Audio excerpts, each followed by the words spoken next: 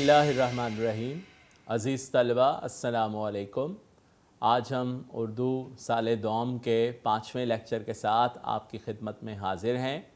बेटा हमने जो है वो चौथे लेक्चर के अंदर अपने सबक नंबर 1 मनाक़िब उमर बिन अब्दुल अज़ीज़ को जो है वो मुकम्मल किया था और साथ में आपको मैंने उसके ख़ुलासे के पॉइंट पर तरतीब जो है वो बता दिए थे ताकि आप ख़ुलासा जो है वो याद करना आपके लिए मुश्किल ना हो और साथ में उसकी तरतीब जो है वो आपके लिए बनाना वो आसान हो। बेटा उम्मीद है कि आपने घर बैठकर ख़ुलासे को जो है वो लिखा होगा और जो अहम तशरीह के पैराग्राफ थे यकीनन आपने उनको याद करने की कोशिश की होगी ताकि आपको इम्तहान के लिए कोई किसी किस्म की कोई प्रॉब्लम ना हो। ठीक है बेटा, आइए आज हम चलते हैं अपने लेक्चर नंबर 5 की तरफ। लेक्चर नंबर 5 में बेटा हमने उर्दू का सबक नंबर 2 जो है वो शुरू करना है, जो कि बेटा है तश्कील पाकिस्तान। सबक नंबर 2 हमने शुरू करना है जो कि है तश्कील पाकिस्तान।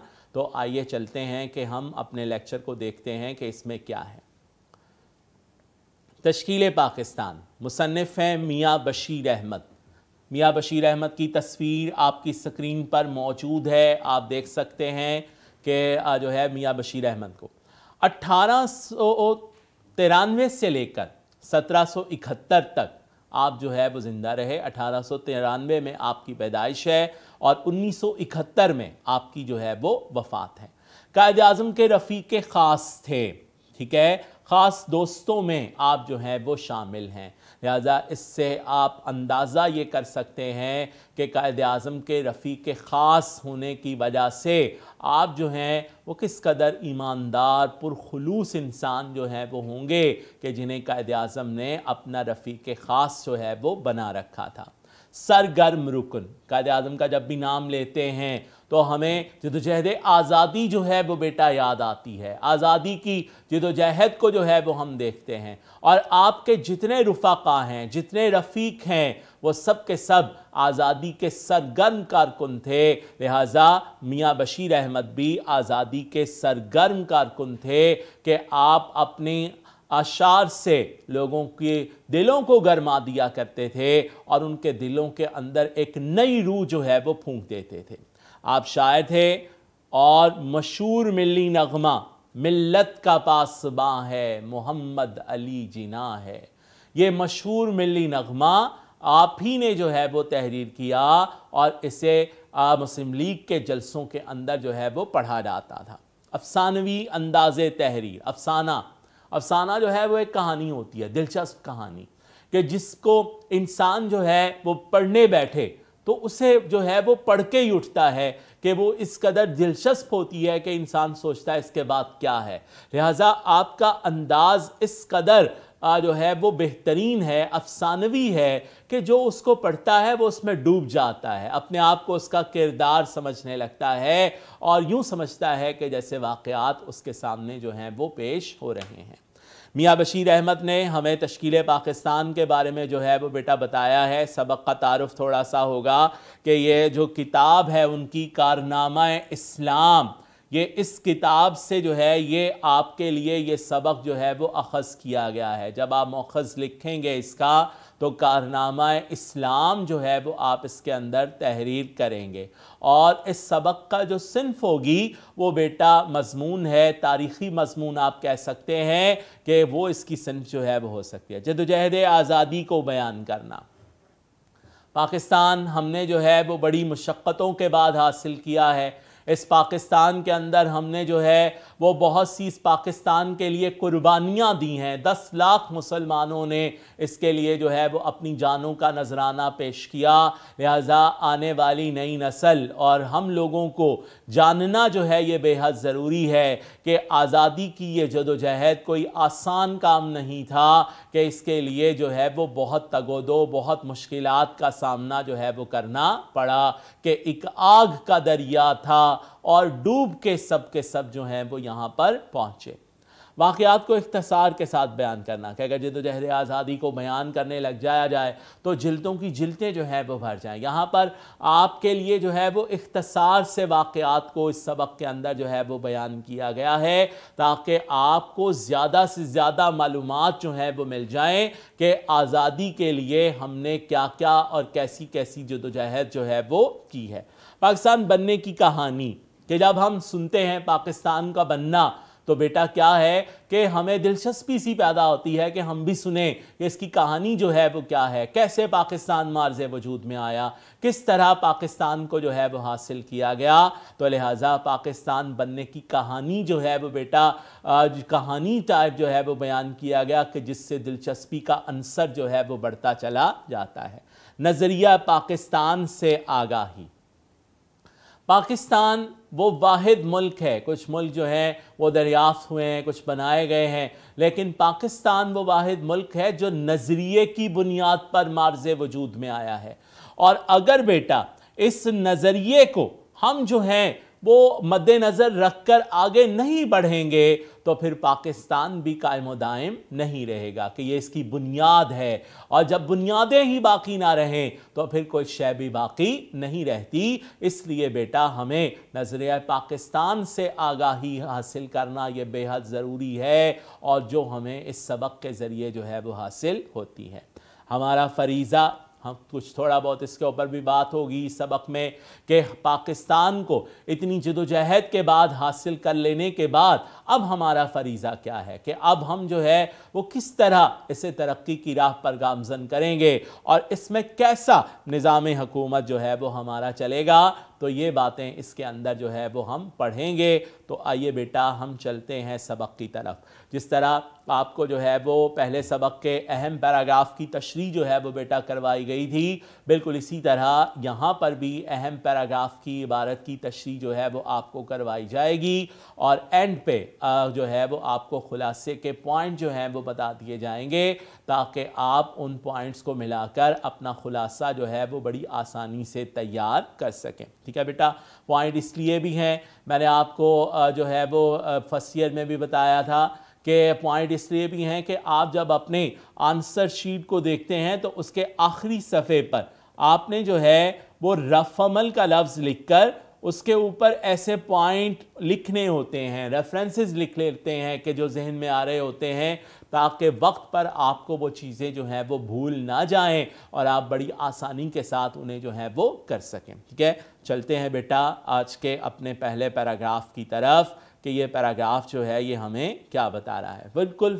پہلا ہی پیراگراف سبق کا جو ہے وہ اہم پیراگراف ہے۔ ہندوستان میں اسلامی حکومت اگرچہ کہنے کو اورنگزیب عالمگیر کی وفات 1707 کے 150 سال بعد تک قائم رہی، 1707 کے 150 سال بعد تک، ٹھیک ہے، مغلیہ خاندان کے حکمرانی ہے، بہت مستحکم حکمرانی ہندوستان کے اندر سمجھی جاتی ہے، لیکن بیٹا اورنگزیب عالمگیر جو کہ ایک خدا ترس انسان تھا، اورنگزیب عالمگیر کو سب سے پہلے آپ اس کے اندر جو ہے وہ ڈیفائن کر دیں گے، خدا ترس تھا، نیک جو ہے وہ سیرت انسان تھا، اور اس کے بارے میں کہا یہ جاتا ہے کہ وہ بجائے اس کے کہ بیت المال کو اپنی وراثت سمجھ کر اسے جو ہے وہ خرچ کرے، وہ ٹوپیاں بنا کر اور قرآن مجید کے نسخے لکھ کر اپنا گزر اوقات جو ہے وہ کیا کرتا تھا۔ لہذا اس سے آپ اندازہ کر سکتے ہیں کہ اس نے کس طرح عدل و انصاف کے ساتھ جو ہے وہ اپنا نظام حکومت قائم کیا ہوگا اور شاندار حکمرانی جو ہے وہ اس نے کی ہوگی۔ لیکن 1707 جو ہے وہ اس کا سن وفات ہے، 150 سال بعد تک، یعنی کب تک؟ 1857 کو انگریز مکمل طور پر ہندوستان پر قابض ہو گئے تھے، لہذا اس نے یہی لکھا کہ 150 سال بعد تک جو ہے وہ حکمرانی جو تھی وہ دیکھنے کو قائم رہی کہ حکومت جو تھی وہ مسلمانوں مغلیہ خاندان کے پاس ہی تھی، لیکن دراصل حکومت اور امراء دونوں کی طاقت اور سطوت 18ویں صدی کے وسط تک ختم ہو چکی تھی۔ 18ویں صدی کے وسط تک، درمیان تک حکومت کی سطوت، شان و شوکت جو تھی وہ بالکل ختم ہو گئی تھی۔ بیٹا اورنگزیب عالمگیر کے بعد اس کے نااہل جانشینوں کی وجہ سے تخت کو کوئی سنبھالنے والا نہیں تھا۔ پھر کیا ہوا کہ تخت نشینی کی جنگیں بھی ہوئیں، شہزادے آپس میں لڑے۔ ہندوؤں نے جب یہ باتیں دیکھیں تو ہندوؤں نے موقع پایا کہ انہیں اپنے جو ہے وہ غلامی کا بدلہ لینے کا جو ہے وہ ایک موقع مل گیا ہے، لہٰذا انہوں نے شہزادوں کو آپس میں لڑوانے میں بڑا اہم کردار ادا کیا۔ مرکز کمزور ہوتا چلا گیا اور مرکز کی کمزوری جو ہے وہ دوسری قوموں نے اس کا فائدہ اٹھایا اور آہستہ آہستہ جو ہے وہ ہندوستان پر قابض ہوتے چلے گئے۔ لہذا اس نے کہا کہ طاقت اور ستوت جو ہے وہ ختم ہو گئی تھی۔ کیسے؟ 1757 جنگ پلاسی، نواب سراج الدولہ کی شکست جو تھی وہ پہلی شکست تھی، اور اس نے ہندوستان کے اندر دراڑیں ڈالنے جو ہیں وہ شروع کر دی تھی۔ مسلم حکومت جو ہے وہ زوال کی طرف بڑھنے لگی تھی۔ جیسے کہا جاتا ہے کہ ہر عروج کو زوال ہے۔ قرآن کریم کے اندر ارشاد یہ ہوتا ہے کہ ہم دنوں کو انسانوں میں بدلتے رہتے ہیں۔ قرآن کریم کے اندر اللہ تعالیٰ ارشاد فرماتا ہے خدا نے آج تک اس قوم کی حالت نہیں بدلی کہ جسے اپنی دلی حالت بدلنے کا خیال نہ ہو، کہ جب قوم نے، مسلمانوں نے رواداری، محبت، خلوص، عدل و انصاف کا دامن جو ہے، حسن اخلاق کا دامن ہاتھ سے چھوڑ دیا تو پھر اتنی مضبوط اور مستحکم سلطنت کو زوال آنا شروع ہو گیا اور رفتہ رفتہ یہ ساری حکمرانی جو تھی وہ ان کی چھن گئی۔ 19ویں صدی کے شروع میں مسلمانوں کی سیاسی تنزلی کی تکمیل ہوئی، چنانچہ 1803 میں انگریز دہلی میں داخل ہو گئے۔ 1803 جو ہے آپ یہ بھی نوٹ کر سکتے ہیں، دہلی میں داخلے کے سن جو ہے یہ آپ کو پوچھا جا سکتا ہے ایم سی کیو کے اندر، ایم سی کیو بھی آنے ہیں آپ کو، میں نے پہلے لیکچر میں جو ہے وہ پیپر پیٹرن بتایا تھا۔ تو 1803 میں انگریز دہلی میں داخل ہوئے، یعنی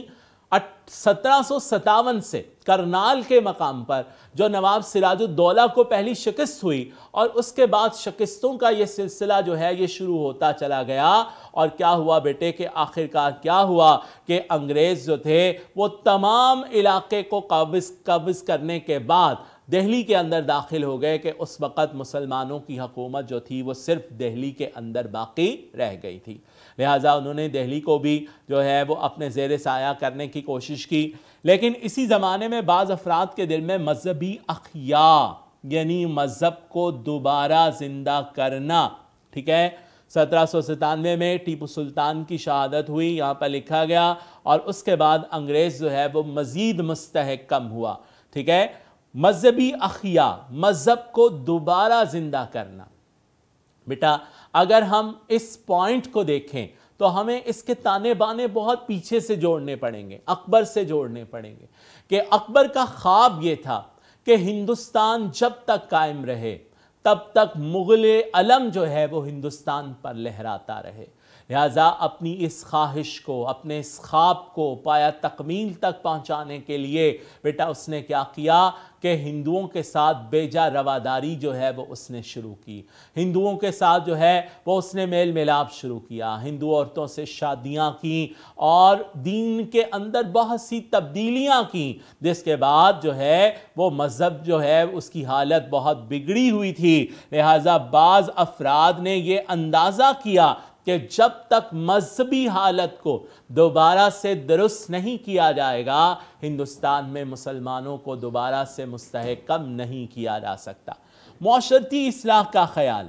معاشرہ بھی جو ہے وہ بگاڑ کا شکار ہو گیا تھا۔ آپ جانتے ہیں کہ مسلمان اور ہندو ایک ہی محلوں میں رہا کرتے تھے، ساتھ ساتھ رہنے سے ایک دوسرے کے رسوم و رواج کو جو ہے وہ اپناتے تھے اور ان رسوم و رواج پر عمل کرتے تھے۔ جیسے کوٹیشن ہے آپ لکھ سکتے ہیں کہ انسان ماحول کا پروردہ ہے، کہ جیسا اس کا ماحول ہوتا ہے وہ ویسے ہی اپنے آپ کو اس کے اندر ڈھال لیتا ہے، لہٰذا بیٹا کیا ہے کہ ان کے دل کے اندر معاشرتی اصلاح کا خیال پیدا ہوا کہ کیوں نہ ہم جو ہے وہ معاشرے کی اصلاح کریں، معاشرے کی درستی کریں، لوگوں کا رہن سہن جو ہے وہ بہترین بنائیں، اسلام کے مطابق اس کو ڈھالیں تاکہ ہم یہاں پر اسلامی معاشرے کی بنیاد رکھ سکیں۔ اسی دوران شاہ ولی اللہ، شاہ عبدالعزیز وغیرہ کی کوششوں سے علم دوست لوگوں میں مذہب کی صحیح واقفیت بڑھتی گئی۔ حضرت شاہ ولی اللہ، بیٹا آپ نے قرآن مجید کا فارسی میں ترجمہ کیا، آپ جو ہیں المثنوی صفا کے جو ہیں وہ لکھنے والے بھی ہیں۔ امام الہند کا لقب جو ہے وہ آپ نے پایا، اور مسلمانوں کی گری ہوئی حالت کا اندازہ آپ اس بات سے کر سکتے ہیں کہ قرآن مجید کا فارسی میں ترجمہ کرنے پر آپ پر کفر کا فتویٰ جو ہے وہ لگا دیا گیا۔ لیکن بہرحال بیٹا، علماء کرام کا یہ فریضہ ہے کہ وہ لوگوں کو تبلیغ کرتے ہیں اور انہیں راستے پر لے کر آتے ہیں۔ بالکل یہ فریضہ حضرت شاہ ولی اللہ نے جو ہے وہ سر انجام دیا، اور کیا کیا کہ ان کو جو ہے وہ کوششوں سے علم دوست لوگوں میں مذہب کی صحیح واقفیت بڑھتی گئی، لیکن عوام کی مذہبی حالت بہت گری ہوئی تھی۔ مذہبی حالت کیوں گری ہوئی تھی؟ میں نے اکبر کی مثال جو ہے وہ آپ کو دی کہ اکبر نے دین الہی جو ہے وہ قائم کیا تھا، جس کی بدولت مسلمانوں کی مذہبی حالت جو ہے وہ بہت گری ہوئی تھی، اور مذموم معاشرتی رسموں میں مسلمانوں اور ہندوؤں میں زیادہ فرق نہ تھا۔ میں نے ابھی آپ کو بتایا چونکہ انسان ماحول کا پروردہ ہے، لہذا اس لیے مسلمانوں نے ہندوؤں سے بہت سی معاشرتی رسوم اپنے اندر جو ہیں وہ جذب کر لیں، لہذا اس وجہ سے مسلمانوں کی معاشرتی حالت بھی بگڑی ہوئی تھی۔ اس کے بعد بیٹا اہم نکات میں ہم یہ لکھ سکتے ہیں کہ معاشرتی رسوم، میں نے ابھی آپ کو بتایا 100 سال تک مسلمان ہندو اکٹھے رہتے رہے، اس وجہ سے جو ہے وہ یہ تھا۔ دوسرا بیٹا پیراگراف ہم اس کا تشریح کی طرف جو ہیں وہ جا رہے ہیں کہ اس کے دوسرے پیراگراف کے اندر جو ہے وہ مصنف نے ہمیں کیا بتایا ہے۔ سیاسی تنزل اور معاشرتی تخریب کے اس نازک وقت میں ایک پرخلوص مسلح سید احمد بریلوی پیدا ہوئے۔ سیاسی تنزل، آپ کو بتایا گیا کہ ہندوستان میں مسلمانوں کی حکومت جو تھی وہ قائم تھی، لیکن 1757 میں نواب سراج الدولہ کی شکست کے بعد کیا ہوا کہ مسلمانوں کی سیاسی تنزلی کا جو ہے وہ آغاز ہو گیا۔ سیاسی طور پر مسلمان جو ہے وہ تنزلی کا شکار ہوئے۔ اس کی وجہ کئی ایک وجوہات ہیں۔ میں نے آپ کو بتایا تخت نشینی کی جنگیں ہیں، مرکز کا کمزور ہونا ہے، اسی وجہ سے انگریز یہاں پر مستحکم ہوئے اور ہندوستان کے اندر فتنہ پروری جو ہے وہ شروع ہوئی۔ پنجاب میں سکھوں نے سر اٹھایا، ہندوستان میں مرہٹوں اور جاٹوں نے جو ہے وہ مسلمانوں کے خلاف بغاوت کر دی، جس میں کئی جانوں کا ضیاع بھی ہوا، لہٰذا اس نے مرکز کو انتہائی کمزور کیا، جس کی بدولت جو ہے وہ افواج جو تھیں وہ تقسیم ہو گئیں، لہٰذا مسلمان سیاسی طور پر جو ہے وہ پست ہو گئے۔ اس کے بعد کیا کہتا ہے کہ پرخلوص مسلح کہتے ہیں اصلاح کرنے والے، سید احمد بریلوی۔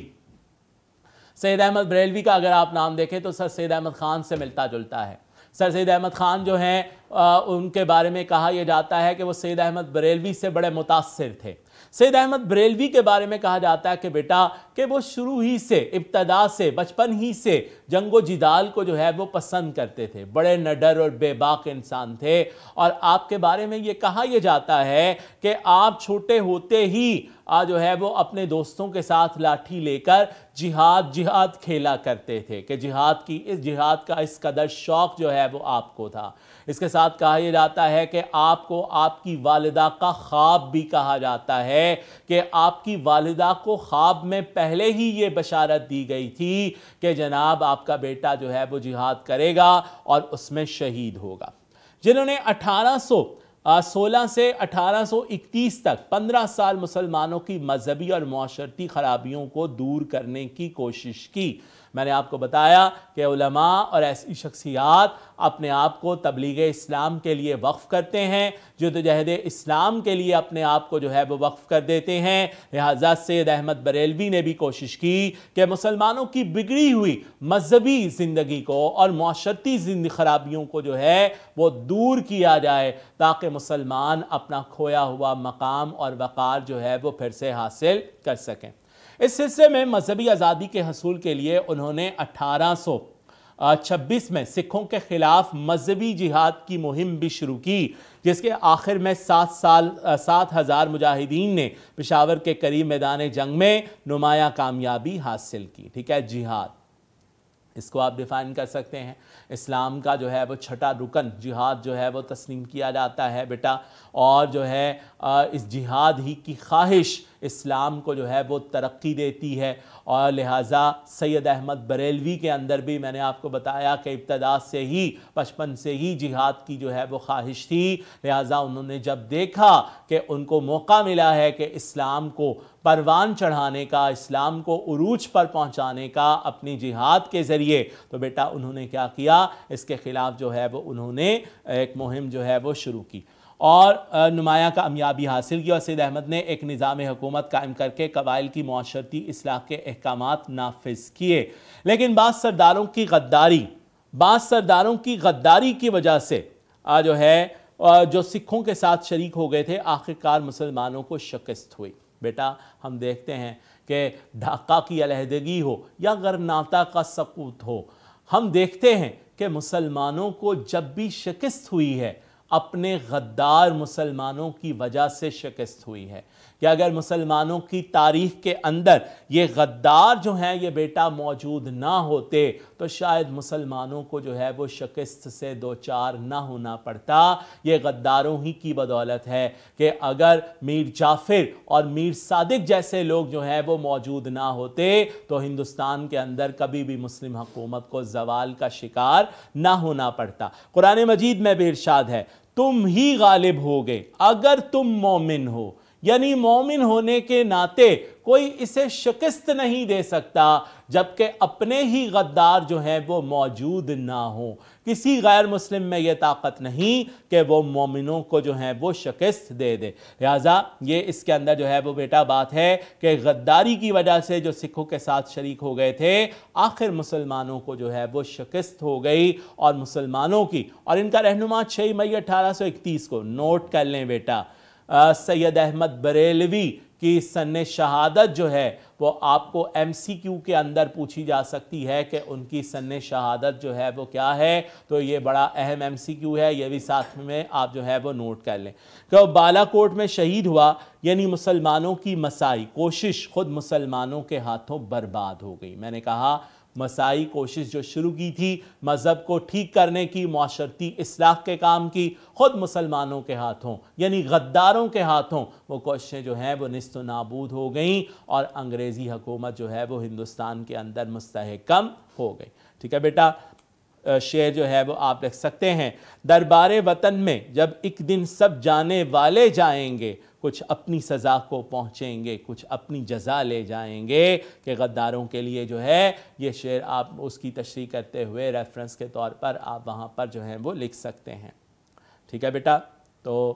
یہ تھا آج کا ہمارا لیکچر نمبر 5، جس میں ہم نے تشکیل پاکستان کے 2 پیراگراف کی 2 عبارتوں کی تشریح کو جو ہے وہ ہم نے دیکھا۔ باقی عبارتوں کی تشریح ہم اپنے نیکسٹ لیکچر میں کریں گے۔ امید ہے آپ کے لیے یہ لیکچر بھی معاون ہوگا۔ اگلے لیکچر تک کے لیے اجازت دیجیے۔ اللہ حافظ، السلام علیکم۔